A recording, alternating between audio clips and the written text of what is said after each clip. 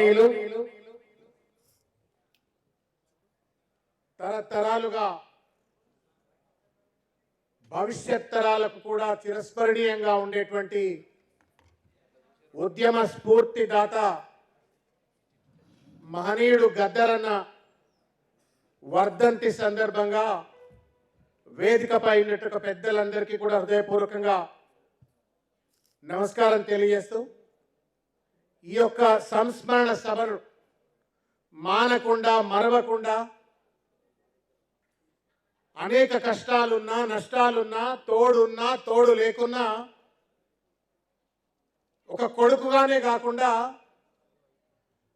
గద్దరన్న లెగసీని ఈ సమాజంలో నిరంతరంగా కొనసాగించాలనేటువంటి ఒక సామాజిక బాధ్యతతో ముందుకు తీసుకెళ్తున్నటువంటి సోదరులు గౌరవనీయులు సూర్యమన్న గారికి మీ అందరి సమక్షాన హృదయపూర్వకంగా శుభ అభినందనలు తెలియజేస్తా ఉన్నాను. గద్దరన్న నాది సిద్ధాంతపరమైనటువంటి ఒక సంబంధం కాదు కానీ ఆత్మబంధం. గద్దరన్న ఆ కర్రకు ఎర్రగుడ్డ కడితే అది పేదవాడి రక్తంతో తడిసినటువంటి తయారు చేయబడ్డ ఒక జాతి జెండా లెక్క నేను స్ఫూర్తి ఫీల్ అయ్యేవాడిని. ఆయన చేతిలో డప్పు పట్టుకుంటే ఒక శివుడి డమరు కొడుతున్నాడా అన్నంత ఉద్వేగానికి గురయ్యేవాడిని.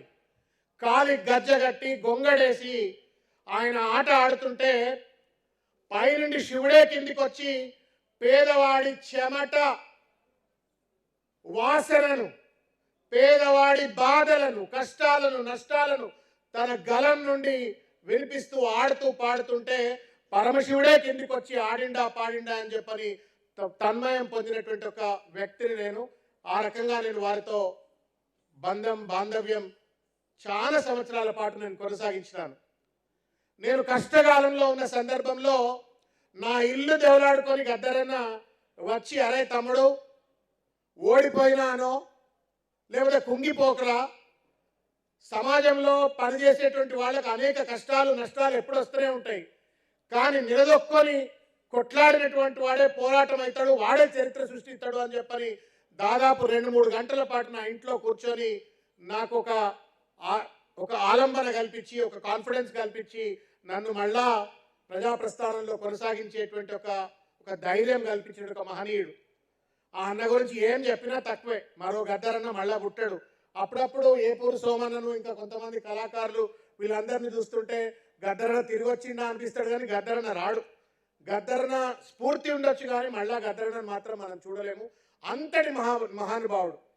ప్రపంచంలో if you do the research, ప్రపంచంలో అనేక మంది కళాకారులు ఉండవచ్చు, అతి తక్కువ మంది గద్దరన్నకు సమకాలీనులుగా గద్దరన్నతో సమాంతరమైనటువంటి ఒక ప్రజల యొక్క కోణం కానీ లేకపోతే ప్రజలను ఉత్తేజపరిచిన ఒక తీరు కానీ కనబడుతుంది. అట్లా జమైకాలో చిలీలో ఒకళ్ళిద్దరు తప్ప ప్రపంచంలో ఎవరింత పెద్ద కళాకారుడు లేడు. కోటాను కోట్ల మందిని దశాబ్దాల పాటు చైతన్యపరిచి ఒక ఉద్యమాల నిర్మాణం చేసిన ఒక మహనీయుడు గద్దరన్న. ఈ బిడ్డ కనుక భారతదేశంలో పుట్టిండు, అది దళిత బిడ్డ అయి పుట్టిండు కాబట్టి ఆయనకు రావాల్సిన గుర్తింపు పాలక వర్గాలు ఇవ్వలేకపోవచ్చు. కానీ ఇదే కనుక ఏ విదేశాల్లో, అమెరికాలో ఇంకెక్కడన్నా కనుక పుట్టినట్టయితే ఆయనకు నోబెల్ ప్రైజ్ ఇచ్చినవాడు, నోబెల్ ప్రైజ్ ఇచ్చేవాడు. పేదవాడి గుండె చప్పుడు, పేదవాడి బాధను పాట రూపంలో చెప్పినటువంటి ఒక మహనీయుడు గద్దరన్న. నాకు గద్దరన్న ఒక పాట నాకు బాగా గుర్తు. సామిలన్న నాకు ఇలా మైండ్ ఫ్యూజులు తీసేసాడు. సామిలన్న నాకు వేరే రకంగా తెలుసుకుంటే పాటలు కూడా పాడతాడు తెలియదు. అద్భుతంగా పాటలు పాడిండు.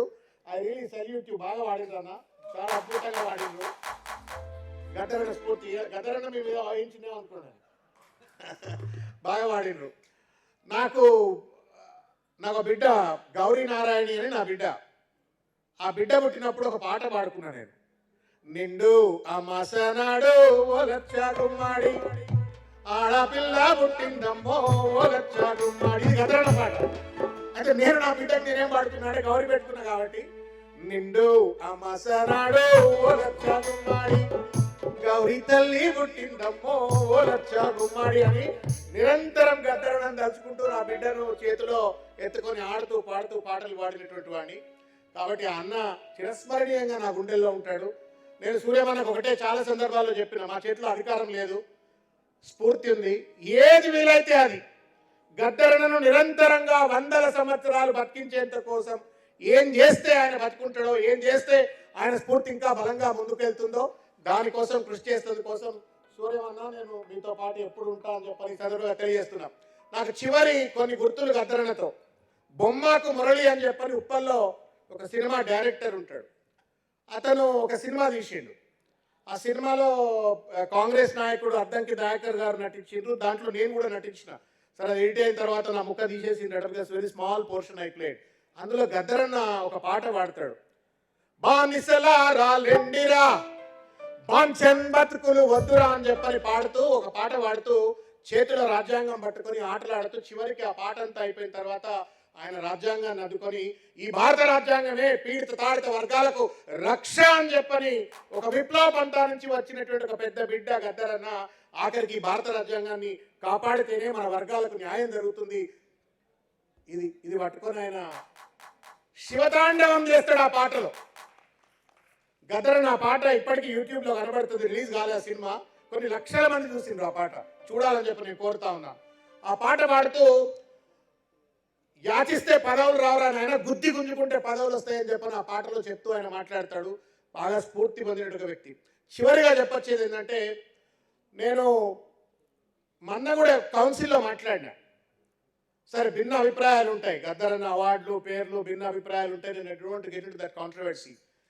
బట్ గద్దరన్న అనేటువంటి వాడు మనవాడు, మన సిద్ధాంతం కోసమనే కాదు, ఈ ప్రపంచంలో ఉన్నటువంటి ఒక కోటాను కోట్ల మంది పేదవాళ్ల ప్రతినిధి ఆయన. ఆ యొక్క బాధలను కష్టాలను పాట రూపంలో జనపద రూపంలో చెప్పి ప్రజలను చైతన్యపరిచి ఉద్యమ ఉన్ముఖులుగా తయారు చేసిన మహనీయుడు. ఆయన పైన ఒక అంతర్జాతీయ రీసెర్చ్ సెంటర్ పెట్టవలసిన అవసరం ఉంది. ఒక international folklore research centre. Telangana ఉద్యమంలో ఆయన పాడిన పాటలు లేకపోతే ఆయన రాసిన రాతలు ఒక ఇంత పెద్ద రాష్ట్ర సాధనకు తోడ్పడ్డట్టుగానే ఆయన చేసినటువంటి ఒక పనులు భవిష్యత్ తరాల్లో కూడా ప్రశ్నించే గొంతుకలకు ఆలంబనగా నిలుస్తాయి, ప్రజల హక్కుల పోరాటాలకు ఒక ఆయుధంగా నిలుస్తుంది. కాబట్టి తప్పనిసరిగా ఆయనను కాపాడుకోవాలా, ఆయన సాహిత్యాన్ని కాపాడుకోవాలా, ఆయన పాటలు కాపాడుకోవాలా, ఆయన జీవితాన్ని కాపాడుకోవాలా. ఆయన జీవితం, ఆయన ఆట పాట మాట అన్నీ కూడా భవిష్యత్ తరాలకు మార్గదర్శకంగా ఉండాలి. కాబట్టి తప్పనిసరిగా నా వంతు మళ్ళా కనుక 2 ఏళ్ల తర్వాత ఒకవేళ అధికారంలోకి అంటూ వస్తే అన్న సూర్యమన్న, it's a promise, we will ensure, we will fight wherever it is required, but we will ensure అన్న పేరు మీద ఒక మంచి research centre, if no government can come forward, we will be there, but ఒక మంచి రీసెర్చ్ సెంటర్ ఆయన పేరు మీద మాత్రం పెట్టాలా. అంతర్జాతీయ పరిశోధకులంతా వచ్చి కూడా అక్కడ కొలాబరేట్ అయిపోయి ఒక గ్లోబల్ ఫోక్లోర్ రీసెర్చ్ జరగవలసిన అవసరం ఉంది అని చెప్పని ఈ సందర్భంగా నాకు తెలియజేస్తూ, నాకు ప్రేమతో ఆప్యాయతతో నన్ను పిలిచినటువంటి ఒక సూర్యమన్నకు నేను హృదయపూర్వకంగా ధన్యవాదాలు తెలుస్తాను. ఎందుకంటే అన్నతో ఒక భావోద్వేగ బంధం, ఒక ఆత్మబంధం, సిద్ధాంతపరమైనటువంటి కాకుండా ఒక ఆత్మబంధువైన సూర్యమన్న నన్ను ఇక్కడ పిలిచినాడు. మీ అందరినీ కలిసే అవకాశం కల్పించినాడు. వేదిక పైన పెద్దలు సంజీవ్ అన్న, శామ్యుల్ అన్న, చాలా మంది పెద్దలు, మన సత్యనారాయణ అన్న, వెంకటరెడ్డి అన్న అందరినీ కూడా కలుసుకునే అవకాశం కల్పించినాడు. మీ అందరికీ కూడా హృదయపూర్వకంగా ధన్యవాదాలు తెలియజేస్తూ ముగిస్తా ఉన్నాను. నమస్కారం. జోహార్లు గద్దరన్న, జోహార్లు గద్దరన్న.